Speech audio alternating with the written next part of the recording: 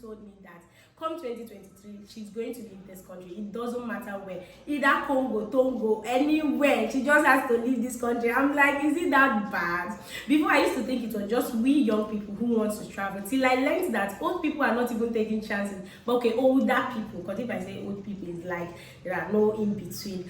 And in 2020, the year that just went by, the most or the common word that was used in social media is japa, or was japa, because I think it's still being used. A lot of friends are always complaining about how they're very close friends, where they woke up and learned that their friends had just traveled. Is that calling them from UK, telling them, sorry, I didn't tell you, I just did not want this one to happen, and all of that. Now, if you fall into this category of people who wants to travel, who wants to migrate to another country, you should be familiar with the exam called IELTS. Now, IELTS, as I called it, not IELTS, because to be honest, I hear some people call IELTS, and I'm like, how do you want to pass an exam you cannot pronounce correctly? You understand? But that's not what I am here to do. At least, even if you don't learn anything, you learn the correct pronunciation is IELTS. Now, this exam is for people who wish to travel or migrate to an English-speaking country. By this I mean a country or countries where English language is their native language. Now, these countries include Canada, Australia, New Zealand, United Kingdom, United States of America, Ireland, and so on.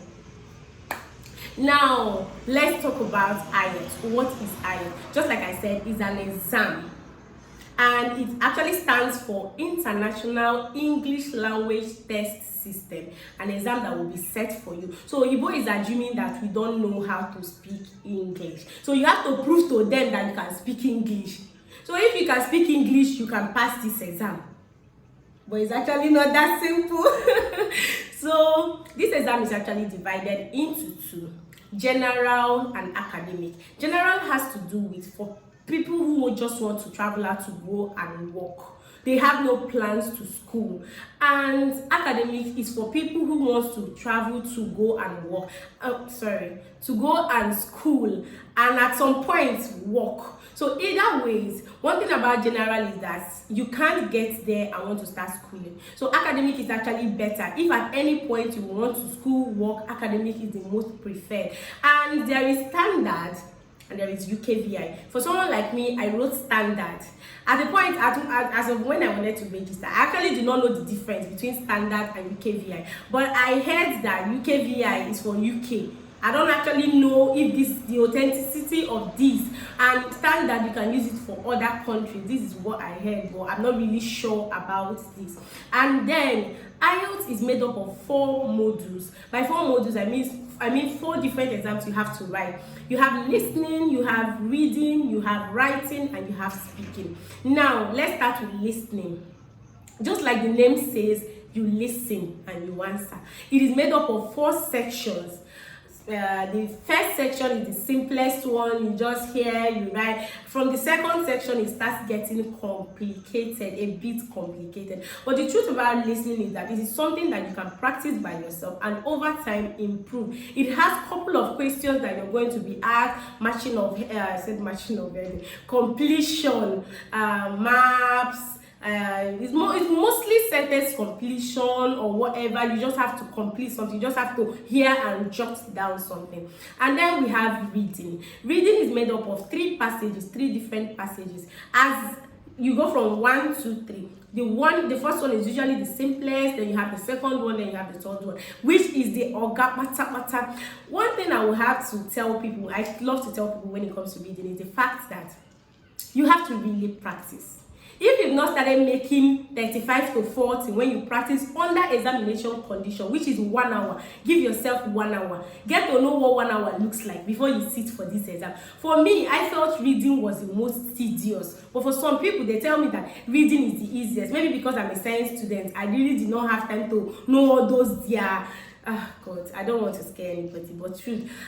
You really have to employ or whenever you're practicing, use time. Once it's 1 hour, stop yourself. Get to know what 1 hour looks like. Because inside the exam hall that day, I don't want to laugh, but this is actually funny. Like, I would just start starting. In my mind, I'm just starting.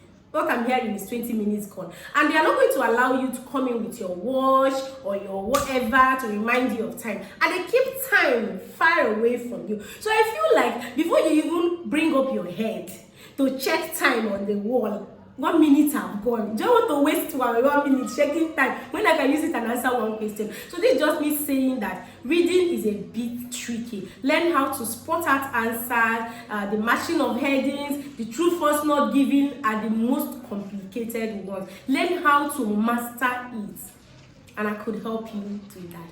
Then we have the writing. Writing has been termed because IELTS had to carry out their research to know the one that was mostly failed by students, and they found out that it was actually writing. So some countries brought down the ban score for writing depending on the country you wish to travel to. Then in this writing, it is made up of two tasks, task 1 and task 2. Task 1 is where you have your line graph. You are either going to be given a line graph, your bar chart, your pie chart, or a combination of pie chart and table, pie chart and another one, pie chart and God. These things might look mathematical, but they will tell you they don't really need you to they don't need your mathematical knowledge. They just need you to explain what you're seeing, but there is a way to explain it. You don't just jump in and start explaining. Now, this thing, IELTS can really, if you're planning to write your IELTS, it can really seem like a big deal. But the truth is that it seems like a big deal because you don't really have someone who has to hold your hand and guide you through this process. And I am here offering myself to do that. You just have to pay a small token, shaking money, and you are good. Let's drop it at that.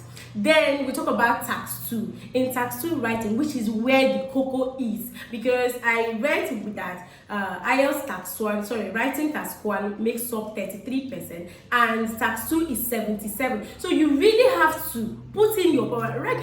They will tell you that 20 minutes for task 1, but if you have your way, use less than 20 minutes to do your task 1 and concentrate on your task 2. So you can be able to preview your writing before you have to submit. Remember, I told you that inside that example, 1 hour looks like 30 minutes. I am not lying to you. For someone who sat for that exam, I was like, are these people sure that they are really keeping to time? Because how is it that I'm just bending down and looking up and they're telling me that 30 minutes has gone, 40 minutes has gone? And you actually notice that they are really keeping to time.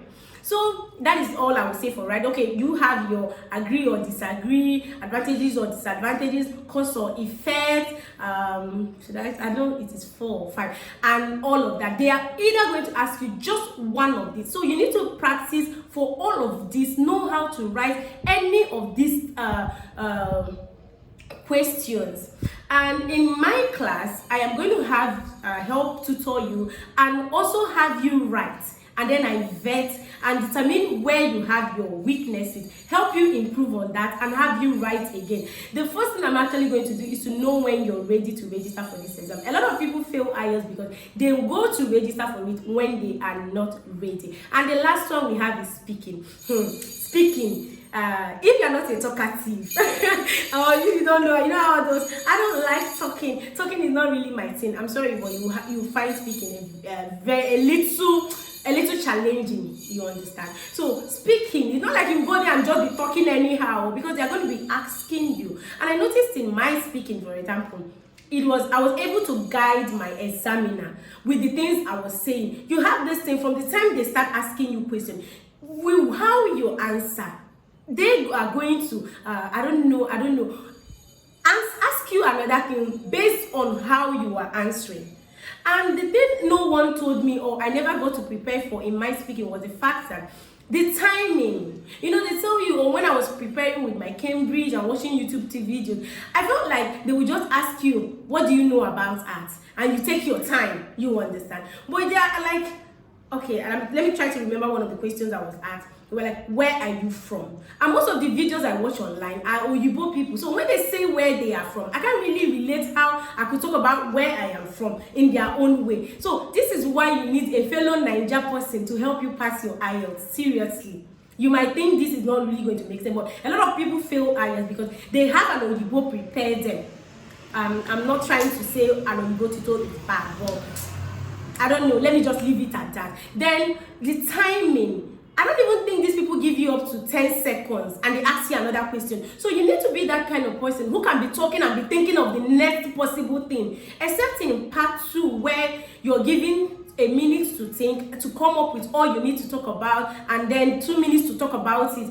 You see, the part 1 and part 3, my dear, just know how to talk. Just know how to think and talk at the same time. It will really help you. And all of these I'm saying, I'm going to be the one that has to help you do that. To be honest, sign up for this class and you will not regret it. And I don't get to charge much. I mean, I just came back from Xmas. I'm in a good mood. I don't know what to say, but to be honest, it's a small token. Now, if you don't want to sign up for all of the modules, you can just do writing. If primarily what you want is to improve in your writing, I can help you do that. If what you want is to improve in your speaking, because I'm actually concentrating on writing and speaking, because I just feel like anyone can pass listening and reading if they really practice it by themselves. So after watching this video and you know anyone who it will be helpful to, please tag them to come and watch this video. I will be expecting feedback because my next class is going to start by next week. I will be hoping for you guys to join, and I promise you guys you're really not going to regret it.